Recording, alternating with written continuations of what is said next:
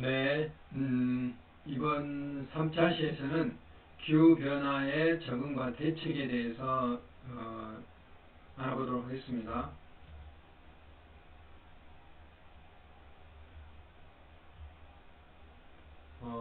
지금 이제 기후변화의 원인들, 우리 인간의 활동이죠. 인간의 활동을 이렇게 이제 다양하니 구성을 했는데요. 이로 인해서 발생하는 이제 문제들이죠. 탄소가 많이 나와서 온실가스가 많이 늘어나서 그 효과들이 나타나게 되는 것이고, 그로 인한 영향들이 이제 이렇게 나타나는 것이죠. 이런 것들을 쭉 연결해서 보시면 되겠습니다. 활동과 기후변화 과정과 주로 이제 어떤 기후변화에 대한 특징들, 그다음 거기에 주로 요소들, 에 대한 내용입니다. 우리가 홍수가 난다든지, 여러 가지 변화에 대한 이야기들을 했습니다. 이런 것들이 이제 우리가 1차 시, 2차 시에서 했던 내용들에 대한 종합적인 어떤 영향이다, 구성도다, 이야기를 할 수 있어요. 그러면 이제 이번 시간에는 어떻게 할 것인가? 가장 중요한 건 이거예요. 적게 배출하고, 배출된 것도 흡수를 하면 되는 것이죠. 흡수량을 늘리는 것이죠. 그래서 탄소 중립, 넷 제로. 탄소 중립이라는 게 배출한 만큼 흡수를 해서 플러스 마이너스 하면은 0이 되게 하자는 것이죠. 이게 이제 탄소 중립의 개념인데, 가장 바람직한데 이 배출량을 줄이는 것도 어렵고 흡수량을 늘리는 것도 어렵죠. 엄청난 돈이 들어가고 희생을 해야 되기 때문에 그러는 거죠. 그런데 희생하지 않으면 모두 다 죽기 때문에 희생을 해야 되는 것이죠. 그래서 정부, 국민이 실천 의지를 갖고 그냥 하면 안 되고 선언적으로만 해서는 되니라는, 탄소 중립을 선언한다고 되는 건 아니죠. 실천을 해야 되는 거죠. 그러려면 과학적으로 연구를 하고 정책적인 목표를 세워서 해야 된다는 거죠. 우리가 탄소 중립을 2050년도까지 어떻게 달성할 것인가, 과학적인 로드맵을 만들어서 이걸 발표를 하고 실제로 국민들한테 양해를 구하고 참석하도록 하고, 또 각종 산업이라든지 이런 데 적용할 수 있도록 해야 된다는 거죠. 그리고 어떤 한 나라만, 지난번에 트럼프 정부 때 미국이 이 파리 협약에 빠져버려가지고 동참을 안 했죠. 이렇게 어떤 한 나라가 동참을 안 하면 문제가 생기는 거죠. 그래서 모든 나라가 참여해야 되고 국제적 공조를 해야 돼요. 바이든 정부가 돼서 다시 이제 가입을 했는데, 이런 국제적인 공조가 굉장히 중요하다 하는 것이죠. 우리나라는 특히 주변 국가 중에 중국이라든지 동남아라든지 이런 나라가 위치하고 있기 때문에 가만히 앉아서도 많은 피해를 볼 수밖에 없어요. 더군다나 이제 우리나라도 탄소 배출을 굉장히 많이 하는 나라 중에 하나이기 때문에 국제 공조에 뿐만 아니라 참여하는데 굉장히 중요한 노력을 해야 된다 하는 것을 알 수가 있고요. 그래서 우리 자체 발생량을 저감시키는데 굉장히 많은 노력을 해야 된다. 산업 구조, 에너지를 절감하는데, 그 다음에 요즘 ESG라고, 환경과 사회적인 어떤 영향, 그 다음에 지배 구조, 이런 것들을 합쳐서, 그러니까 산업이라든지 회사를 운영하는데 환경을 고려하지 않으면 앞으로 살아남을 수가 없다 하는 것이 ESG에 대한 개념인데, 이번 기업체 여러분들 입사시험에서도 잘 나올 수 있어요. 이런 개념들은 그렇게 바뀌어야 된다는 것이죠. 그러려면 이제 리100이라고 회사들이 재생에너지를 100% 사용하겠다, G라든지 그 다음에 애플이라든지 이런 데 이미 선언을 했죠. 구글도 선언을 했고, 그 다음에 자동차라든지 친환경 자동차로 이제 수소나 전기로 전환을 시켜야 되겠죠. 에너지 전환, 이런 탄소 중립 사회로 가야 된다는 거죠. 나중에 탄소 중립에서 제가 말씀을 드릴 텐데, 현재 탄소 그 배출 중심, 탄소 의존 사회죠. 탄소 의존 사회. 그런데 탄소 중립 사회, 탄소 그 탈탄소 사회로 가야 된다는 거죠. 그래서 이런 걸 하기 위해서는 정확한 예측, 앞에서 제가 수많은 예측 결과를 알려줬죠. 우리나라가 열대로 변한다. 농산물도 재배하지 못한 농산물이 많이 생길 것이다. 우리나라 현재 1.5도씩 상승해서 지구 평균보다 2배 이상 상승했는데 앞으로 더 상승, 현재 상태로 방치하면 더 상승해서 심각한 문제가 발생할 것이다 하는 것들이 정확한 예측이죠. 예측을 하면 측정을 제대로 해야 되죠. 측정을. 그래서 우리나라의 대기환경 전담 위성을 지금 쏴가지고 현재 운영 중에 있어요. 그것에서 자료를 받아서 시나리오를 시뮬레이션을 해보는 거죠. 그것보다 모델 예측이라고 그러는데, 그러면 부산이 가라앉고 인천공항이 침수가 되고 목포가 침수될 것이다 하는 것을 이제 미리 예측을 해보는 거죠. 미리 예측을 해서 문제가 있는데 그대로 놔두면 안 되겠죠. 어떻게 대책을 세울 것인가를 우리가 머리를 맞대고 생각을 해봐야 되는 게 이제 이런 것들이죠. 그렇게 하기 위해서는 생태 면적 확보를 의무한다든지, 이 말은 환경 영향 평가는 이런 걸 통해서 그 산이라든지 또는 이제 도시를 만들더라도 조경이라든지 또는 물순환이 제대로 되도록 이렇게 해야 되는 거죠. 그 다음 자연이나 생태에 파괴된 걸 복원하고 이런 탄소를 흡수할 수 있는 것을 할 수 있는 한 최대한 해야 된다는 거죠.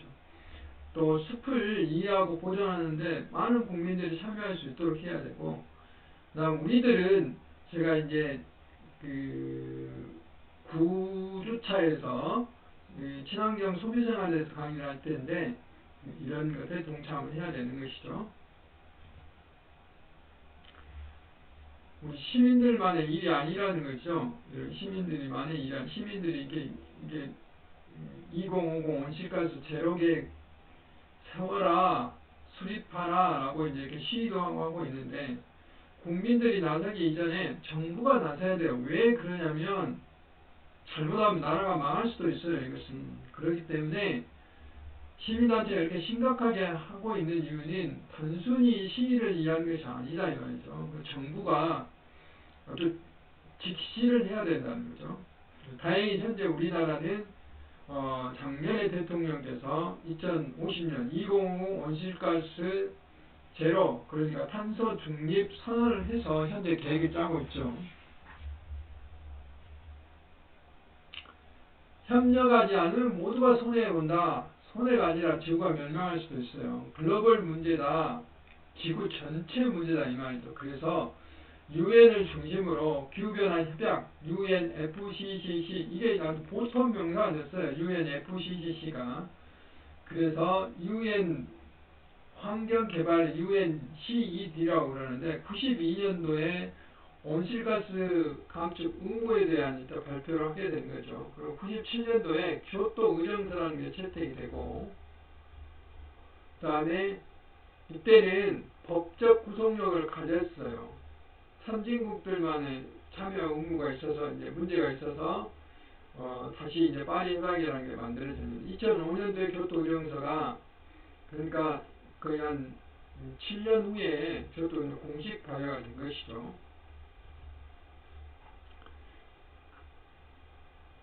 그래서 이제 교토 의정서에 의해서 기후변화 협약을 맺었는데 잘 안 돼요. 왜냐하면 선진국만 하고 있기 때문에 잘 안 됩니다. 그래서 2015년도에 파리에 그때 반기문 유엔 사무총장이 참여를 했어요. 파리에서 신기후협약이라는 걸 맺었어요. 그래서 모든 나라가 온실가스 감축하는데 의무적으로 참여를 해야 된다. 그리고 앞에서 이제 교토협약에서는 이런 걸 안 했어요. 이행 검토. 그 나라가 했다고 했다. 그냥 믿었던 거죠. 2018년부터 5년마다 탄소 감축을 이행을 했는지 검토를 하겠다는 거죠. 2100년까지 지구 평균 온도를 산업화 이전 상승폭 섭씨 2도씨보다 낮게 한다는 게 이제 파리 협약의 핵심이에요. 근데 그보다 훨씬 작게 well below 2도씨 내 1.5도로 노력하자는 게 이제 주 핵심이에요. 이렇게 하지 않으면 많은 문제가 발생할 수 있다 하는 것이죠. 그래서 2050년도까지 산림 녹화, 탄소 포집 저장, 에너지 기술 등을 탄소 중립 목표를 제시하도록 한 것이죠. 그래서 이제 1988년도에 기후변화에 관한 정부 간 패널이 설치가 됐고, 그 다음에 92년 앞에서 말했던 유엔 환경개발회의에 의해서 기후변화 협약이 맺어지고, 97년도에 교토의정서가 채택이 되고, 2005년도에 공식 발표가 됐고, 현재는 2015년도에 만들어진 이 기후변화에 대한 신기후 체제인 파리 협약이 진행되고 있어요.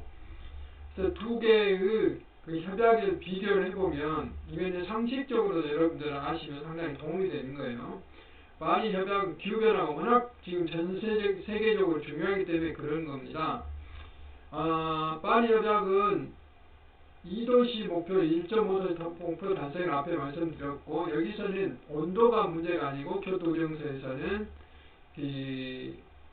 얼마만큼 감축을 할 것인가, 1차는 5.2%, 2차는 18%를 감축하는 거, 온실가스 감축을 목표로 했어요. 근데 파리 협약은 온도를 감축하는 것을 목표로 했기 때문에 이 온도를 낮추기 위해서는 온실가스를 어떻게 할 것인가 해서 온실가스에만 초점을 맞춘 게 아니라 어떻게 적응하고, 어떻게 재원하고, 재원을 어떻게 마련하고, 기술을 어떻게 개발도상국에 이전을 할 것인지, 그 다음에 온실가스라든지 기후에 어떤 관련된 역량들, 그걸 행정적으로 기술이라든지 이런 그 사람들의, 과학자들의, 기술자들의 역량을 어떻게 배양할 것인지, 또 거짓말을 하지 않고 투명하게 자기 나라의 감축 정도를 밝히고 그 이행했다는 것을 밝힌지, 이런 것이죠. 그래서 선진국이 위주했던 것을 모든 당상국이 할 수 있도록 바뀌었고, 하향식이라는 것은 2에서 정상들이 만들어서 이렇게 하자라고 했었는데, 여기는 거꾸로 실무자들이 모여서 이로 가서 정상들이 채택하는 그런 목표 설정 방식, 그러니까 각 나라에서 만들어서 이 유엔에 제출한 거죠. 여기는 유엔에서 몇 프로 줄여라 라고 했는데 그게 아니라는 거죠. 그 다음 목표 불이행 시에 여기에는 1.3%를 1.3배를 다음 공약 시에 추가했는데 여기는 그런 건 없습니다. 목표 설정 기준이 진전의 원칙이에요. 뭔 말이냐면 목표를 개정할 때마다 조금씩 더 이렇게 상향해서 절감을 하도록 하는 거죠. 그 다음 지속 가능성이 여기는 연도가 정해졌는데 정해지지 않아 계속 할 수 있다는 거고, 국가 중심이었는데 여기는 시민단체라든지 시민들이라든지 학술기관이라든지 모두가 다 이렇게 행위자로서 참석하도록 이렇게 바뀐 게 이제 차이가 있는 것이죠.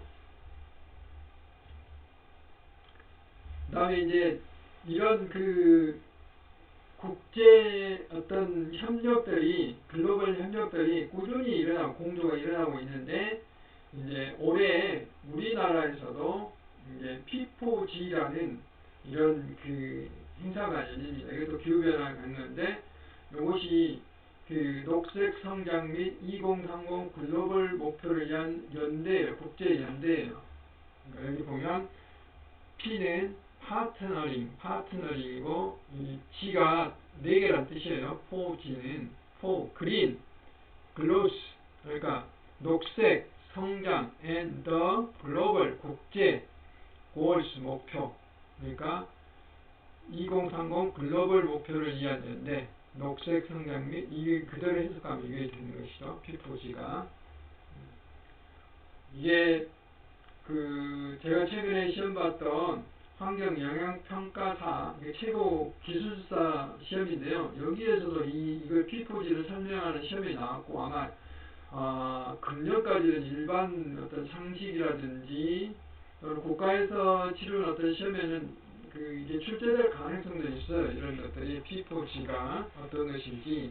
P4G는 앞에 파리 협약하고는 차원이 다르죠. 왜냐하면 이제 전 세계적인 것이 아니라 일부 국가가 민간도 참여하는 어떤 파트너십이에요.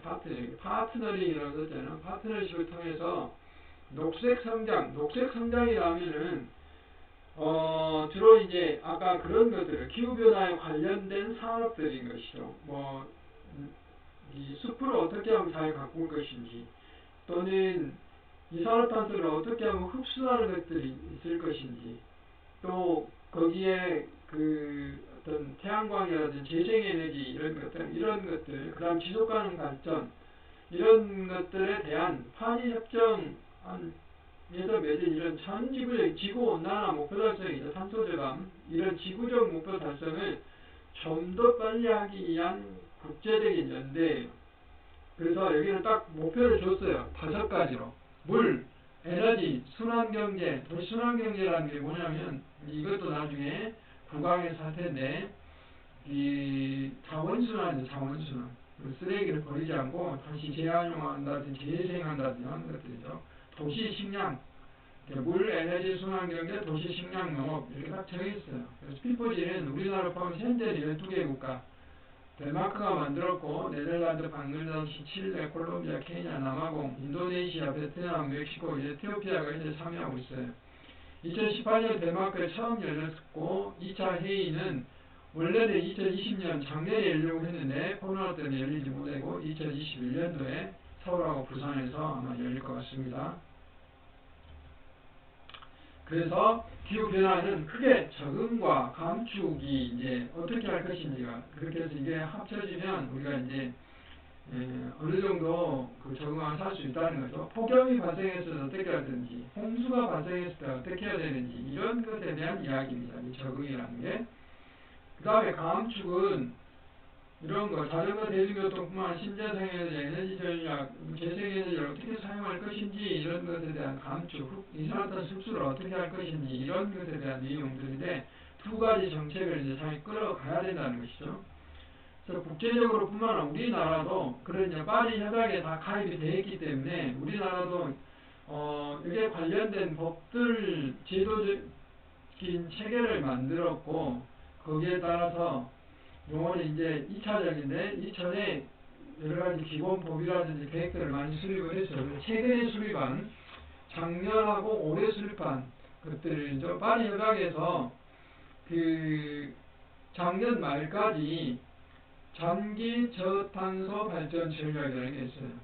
그래서 이게 LEDS라는 건데, 이것도 파리 협약에서 부여한 거예요. 국제사회에서 굉장히 중요한 거죠. 이게 Long Term Low Greenhouse Gas Emission Development Strategy라는 이런 뜻인데, 이게 지속 가능한 녹색 사회 실현을 위한 대한민국 2050 탄소 중립 전략이에요.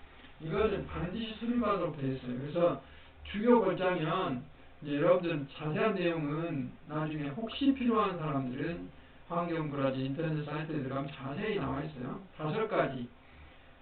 전기 수소를 어떻게 활동할 것인지, 활용할 계획, 에너지 효율 혁신적인 성장, 탄소 제거와 미래 기술 상용화, 순환경제 확대, 아까 쓰레기 재활용이나 이런 거, 탄소 흡수 수단을 어떻게 할 것인지 하는 그런, 그러니까 탄소 중립화를 위한 내용들이 쭉 여기에 나와 있습니다.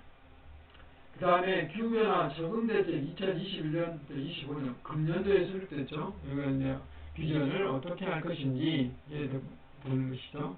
그러니까 국민과 함께하는 기후에 대한 기후 안심 국가를 만들겠다 하는 내용을 3대 정책을 만들어서 하겠다는 거고, 그 다음에 기후 대응 기본계획, 여기는 적응 대책이고, 기본계획, 여기는 지속 가능한 저탄소 녹색 사회를 구현하겠다는 비전을 가지고 목표, 온실가스 배출을 어떻게 할 것인지, 적응 정책을 어떻게 하는지, 기반 조성을 어떻게 할 것인지, 그래서 여기도 3대 핵심 전략으로 짜여져 있습니다. 그래서 크게 기후변화 대응 기본 계획에 따라서 적응 계획이 나오고, 이게 3차잖아요. 여기는 뭔 차이가 있죠? 여기는 기본 계획이기 때문에 20년이잖아요. 20년. 기간이 20년.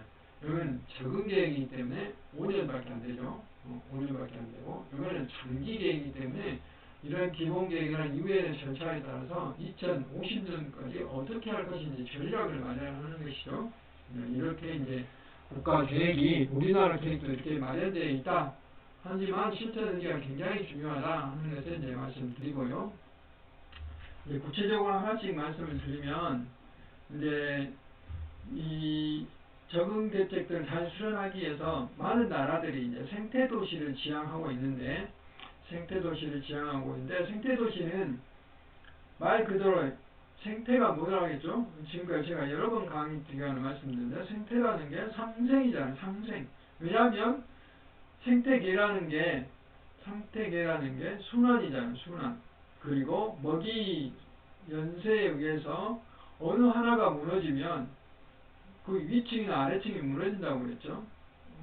근데 그런 것들이 그 조금만 일어나면 생태 균형에 의해서 회복이 돼서 항상성을 이룬다고 다시 회복이 된다고 그랬죠.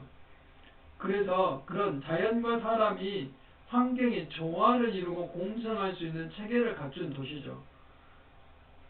도시의 숲을 전부 없애고 아스팔트 깔고 집만 짓게 되면은 도시열섬이 일어나고 규가 문제가 생겨서 도시가 이제 결국은 쾌적한 도시가 아니라 살기 힘든 도시가, 미세먼지 많은 도시, 공기 나쁜 도시, 물순환이 안 되는 도시, 쓰레기가 많은 도시, 이렇게 변하게 되겠죠. 그러면 사람이 살 수 없는 도시가 되는 거죠. 사람이 잘 살 수 있게 되기 위해서는 생태 도시를 지향하는 게 좋습니다. 그래서 많은 나라들이 이런 생태 도시를 만들게 되는 것이죠. 그래서 이런 인공 도시 플러스 주변 자연환경과 생태계가 조화될 수 있도록 공원 안에 공원, 호수, 숲, 도시숲 이런 생태 공간을 충분히 확보하는 것이죠. 그래서 순환하는 도시, 생태 기능인 순환, 공기, 물, 자원이 순환하도록 해야 된다는 것이죠. 공기 순환하려면 뭘 해야 돼요? 공기댐을 만들어서 탄소댐을 만들어서 바람길을 만들어야 되겠죠. 물이 순환하려면 아스팔트보다는 물이 스며들어가는 투수블럭 또는 잔디를 깐다든지 공원을 만든다든지 해서 물이 순환하도록 해야죠. 자원은 우리가 버리는 각종 물질들이 다시 재사용되도록 하는 이런 것들이 필요한 거죠. 에너지 사용을 최소화하는 거죠. 제로 에너지 건물 같은 경우는 에너지가 빠져나가지 않도록 해야 되고, 또 있는 에너지도 우리 비어있는 지붕에서 에너지를 만들어서 내려갈 수 있도록 해야 된다든지 이런 거. 그 다음에 사용하는 에너지는 청정 에너지, 신재생 에너지를 사용하도록 한다든지 수소나 풍력이나 그 다음에 태양광 같은 거 이런 걸 사용하도록. 그 다음에 가까운 거리 걸어 다닌다든지. 이거는 이제 이렇게 만들면 커다란 수에 자전거 탈 수도 있고, 여기 유럽의 한 나라인데 사람 걸어다니는 게 자전거 가는 게 찻길 딱 구별이 되어 있죠. 이쪽으로 사람이 걸어가다 다치면 자전거 책임이 아니에요. 이쪽으로 자전거 가다 사람이 다치면 자전거 책임이죠. 이렇게 법이 구별이 되어 있어요. 이렇게 해야 된다는 거죠. 우리나라도 이렇게 가야 됩니다. 대중교통 편리한 시스템을 구축해야 된다는 것이죠. 서울이 굉장히 복잡한 도시지만 1000만이 넘는 인구가 사는 도시가 서울이지만 지하철망이라든지 시내버스라든지 마을버스라든지 이런 체계가 굉장히 잘 돼 있어서 제가 느끼기로는 5분, 많게는 10분 이상 시내버스 기다리지 않습니다. 금방 옵니다. 지하철이. 금방 옵니다. 시내버스가. 광주는 제가 몇 번 시내버스를 이용해 봤지만 정말 오래 기다려야 되고, 정말 그 교통체계가 적은 도시에도 불구하고 아직은 상당히 불편한 것 같습니다. 이런 것들이 잘 구성이 되어야 학생 여러분들도 편리하게 자가용보다는 시내버스 이용할 수 있는 거고, 지하철 이용할 수 있는 것이고, 이런 체계들이 이런 자전거길이나 도보길이나 대중교통이나 이런 것들이 잘 갖추어져야지 생태도시라고 할 수 있습니다. 그러니까 태양광 아름답게 보이면서도 바람이 통하는 도시, 이렇게 바람이 통하는 도시, 자전거를 이용할 수 있는 도시, 에너지를 생산할 수 있는 도시, 이런 것들이 이제 생태 도시라고 할 수가 있습니다. 이런 도시를 만드는 것이 바로 이제 기후 변화에 적응하고 대응하는 그런 첫 번째 길이다라고 생각이 듭니다. 그래서 우리가 앞으로는 여러분들 특히 이제 도시계획을 하고 또 여러분들 사회에 중추가 됐을 때는 모든 분야에서, 여러분 지금 리포트도 제가 제출하라고 했지만은 모든 분야에서 이런 생태 도시의 개념, 생태적인 개념, 이런 것들을 반영을 하면 정말로 좋지 않을까 하는 생각입니다. 그 다음에 탄소 중립도시의 패시브 하우스는 제가 앞에서 한번 말씀드렸어요. 열이 빠져나가지 않도록 하고, 그 다음에 그래서 이제 그 패시브죠. 벽체라든지 이런 거, 창문이라든지 이런 것들을 잘 만들고, 또 그 에너지 생산은 태양광이라든지 풍력이나 지열로 이렇게 하는 거, 이런 게 패시브 탄소 중립도시를 만드는데 이제 하나의 세부적인 내용이죠. 그 다음 태양광의 도시 독일의 프라이부르크에 대한 내용인데, 꼭 이게 태양광 이것뿐만 아니라 이런 자전거 길이라든지 그 전기요금제를 시간제로 도입해서 많이 사용할 때는 부과를 많이 한다든지 녹지 확보, 도로 포장 최소화, 무공해 첨단 시설 이런 것들이 해당되고 있고요. 그 다음에 브라질의 꾸리티바는 대중교통 체계를 아주 국민들이 편하게 중앙버스 전용 차로가 BRT라는 게 우리나라도 있죠. 이렇게 굴절버스 같은 운영을 하는데 특히 주목할 수 있는 것은 시민들이 버스를 탈 때 계단을 올라가지 않는다는 거죠. 이런 계단을 올라가지 않고 바로 이렇게 탈 수 있도록 플랫폼을 만들어서 편리하게 만든다는 거죠. 그래서 급속도로 공업화되고 인구 증가돼서 환경오염이 심각한 도시인데 이런 독창적인 교통 체계를 만들므로 인해서 시민도 편하고 환경도 이렇게 깨끗하게 만드는 대표적인 사례라고 할 수가 있어요. 그래서 이런 교통 체계를 만들어가는 게 이제 생태도시의 세부적인 내용이다 할 수 있고요.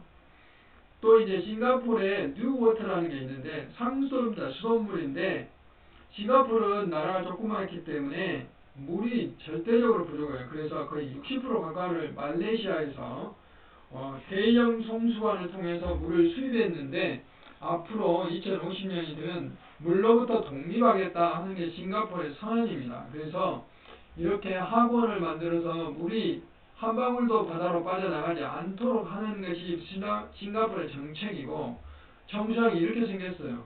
아름다운 모습이죠. 우리나라 정성은 대량의 면적을 차지해서 거기에 침전지 여러 가지들이 있는데 이것도 제가 앞으로 상수대에서 설명을 할 텐데요. 여기는 안쪽에 이런 그 정수기 같은 게 이게 수만 개가 달려있어요. 이게 이제 망려화라는 건데 상수 시간에 설명하겠습니다. 정수기의 대형 정수기, 약 이게 한 35cm 되는데요. 여러분 가정에 있는 것은 뭐 불과 5cm, 10cm짜리죠. 이런 필터들이 달려져 있는 거죠. 이러므로써 하수도 물을, 하수 처리한 물을 다시 걸러서 수돗물로 만들게 하는 그런 것이 물을 재생하는 거죠. 재생. 그다음 미국의 오렌지 카운티도 역시 여기도 이제 1년에 비가 거의 오지 않기 때문에 물이 부족한데요. 오렌지 카운티가 LA 옆에 있죠. LA나 이런 데 사막 지역이잖아요. 비가 거의 오지 않습니다. 그래서 여기도 물이 너무 부족하기 때문에 생활하수를 이제 아까 앞에 이런 망려가를 이용해서 수돗물로 만드는 것이죠. 여기가 오렌지 카운티의 모습인데 물이 부족하기 때문에 이게 시민들이 10년간 논의를 통해서 이런 과정을 통해서 합니다. 한 가지 차이는 싱가포르는 하수 처리한 물을 바로 망려가를 통해서 수돗물을 만드는 거고, 오렌지 카운티는 하수 처리한 물을 하천 상류로 보내서 지하로 들어가게 해서 그 물을 뽑아서 다시 이렇게 처리를 하는 것이죠. 네, 그런 차이는 있는데 물을 재생해서 사용한다 하는 것은 공통적인 이야기입니다. 그래서 이것도 하나의 물 전략에 의한 생태 도시의 어떤 개념이다라고 이야기할 수 있고, 그 다음 생태 도시 중에서 물 순환의 가장 중요한 것은 저영향 개발이에요. 저영향 개발 기법을 도입하는 건데, 도시를 개발할 때 여러분이 이제 요즘 아파트를 새로 짓는 보면은 아스팔트가 깔린 게 아니라 보도 블록들이 깔려져 있는데 그게 다 물이 튀지 않고 물이 스며들도록 되어 있죠. 그러니까 이것은 그 투수 블록이라는 거, 물이 스며들게 돼 있는 거, 이런 투수 블록을 이용한다든지, 그 다음에 옥상을 녹화한다든지, 여기에 투수성 포장을 한다든지, 인공 습지를 만든다든지, 그 다음에 식생 체류지, 우리가 새로운 어떤 택지 지역에 가면은 연못 같은 걸 만들어 놨어요. 그 체류지. 그 다음에 요즘 여러분들 그 길가에 가다 보면 가로수뿐만 아니라 뭐 화분 같은 게 놓여져, 큰 화분, 이게 수목 유가 시설을 할 수 있어요. 이런 것들이 물을 순환하고 생물 서식지를 증가시키는 그런 것들이기 때문에 이런 것들을 이제 도입하게 되는 것이죠. 그래서 우리나라도 이런 것들을 도입하도록 돼 있어요. 이게 이제 여러 가지 효과가 있어요. 지금 아직 강의를 안 했지만 비점 오염물질, 그 다음에 하천은 빗물을 바로 빠져나가는 것을 막기 때문에 홍수 예방에도 도움되고 수질 오염에도 예방이 되는 거죠. 생물이 살 수 있도록 또 하는 거고 도시 열선도 완화시켜주는 것이고 이런 여러 가지 어떤 좋은 점이 있기 때문에 요즘은 이제 개발을 하려면 저영향 개발을 반드시 해야 됩니다. 그 다음에 바람길은 이제 바람이 많이 불면은 오염물질들이 이렇게 많이 이제 확산이 되는 거죠. 확산이 되기 때문에 그만큼 도시에 도움이 되는 거죠. 그러니까 외부에 있는 산이나 바다로부터 신선한 공기가 도시로 흘러들일 수 있도록 하는 거죠. 지금 뭐가 막고 있죠? 고층 빌딩들이 다 막고 있죠. 또는 그 아파트의 어떤 대열이 막고 있는 것이죠. 그래서 우리는 이런 도시보다는 이런 도시에 살아야지만이 이렇게 수변에서 나무에서 만든 공기들이 이 도시 곳곳으로 스며 들어갈 수 있도록 이렇게 할 수 있는 것이죠. 그래서 앞에서 제가 잠깐 설명했지만 올라갈수록 온도가 이렇게 차가워져야 되는데 이게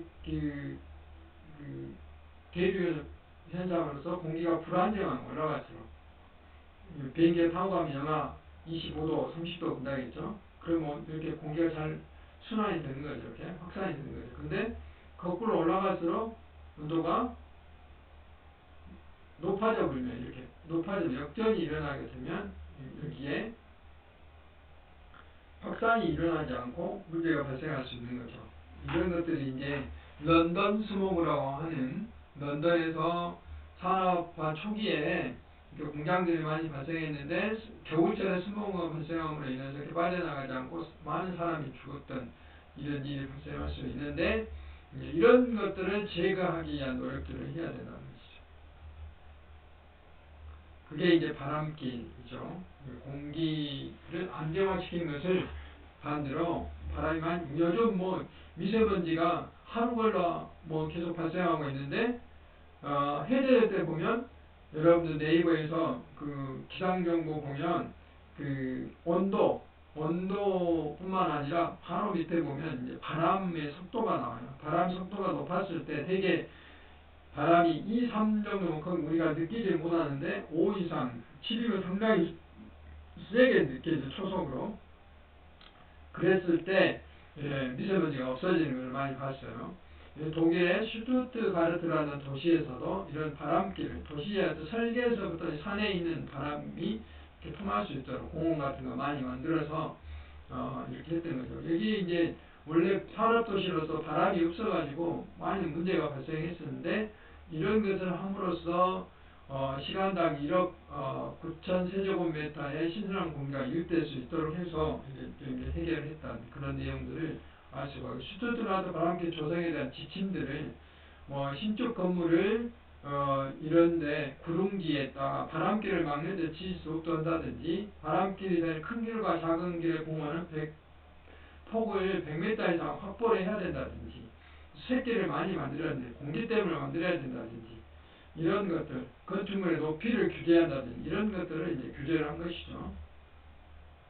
홍콩 같은 경우는 이제 바람길을 아예 이제 도시 계획에다 반영하는 거예요.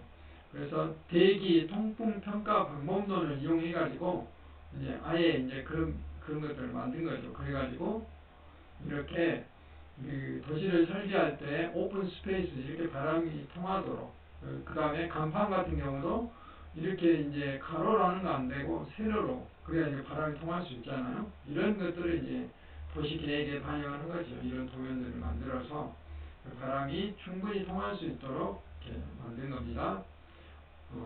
그래서 유럽에서는 이 도시의 녹화, 미세먼지뿐만 아니라 이렇게 도시 열섬을 하기 위해서 이게 녹화. 그래서 최근에 서울시의 모 후보가 도시를 이렇게 만들겠다라고 선언을 했어요. 그다음에 그린 인프라의 어떤 개념들, 이제 바람이 여기다가 이제 녹색 벽을 만들고 나무를 심으면서 도로에 있는 오염원들이 여기에 걸러져서 마치 공기청정기처럼 우리 사람이 걸어가는 곳에서 깨끗한 공기 나오게 하겠다. 이런 연구들이 많이 되고 있고 일부 이제 이 진행이 되고 있어요. 이렇게 일부 이제 설치가 됐죠. 우리 지역에도 몇 군데 설치되어 있는데 워낙 규모가 작기 때문에 효과는 그렇게 없는 것 같습니다. 우리나라도 바람길을 위해서 환경계획에 이런 것들을 반영할 수 있도록 되어 있고요. 서울시 같은 경우는 바람길 정보를 정식으로 이렇게 관리를 하고 있어요. 과거 기상 정보라든지 예측 어떤 바람 정보들을 이용을 해서 계획을 수립하고 시뮬레이션을 해서 원래는 이렇게 되어 있는데 이것을 이렇게 수정을 함으로써 바람이 충분히 도시 내에 유입이 돼서 그 기후를 완화시키는데 이렇게 도움되도록 했다. 이것을 말씀드릴 수 있고, 제가 이제 숲과 바람길로서 도시온도를 낮추자는 칼럼을 쓴 바가 있는 한번 참고를 하시고, 그래서 이번 7주차에서는 첫 번째 시간에 기후변화 사례에 대해서 이야기 드렸고, 두 번째 시간에 기후변화 원인과 영향에 대해서 말씀드렸고, 마지막 시간 이번 시간에 기후변화 대응과 저감에 대해서 생태도시라든지 바람길에 대해서 말씀을 드렸습니다. 네, 7주차 강의 들으느라고 수고 많이 하셨습니다. 8주차에서 또 뵙도록 하겠습니다. 네, 지금 계속되고 있는 비대면 강의 여러분들 수고가 많으신데요. 되도록이면 그 각 주차에 밀리지 말고 강의를 들어주셨으면 좋겠고요. 그리고 그 리포트 제출일이 4월 25일이기 때문에 미리 여러분들이 그 부여한 그 리포트를 작성하셔서 제 이메일로 제출해 주시기 바랍니다. 그러면은 제가 이제 읽어보고 여러분들에게 의견 제시하도록 하겠습니다.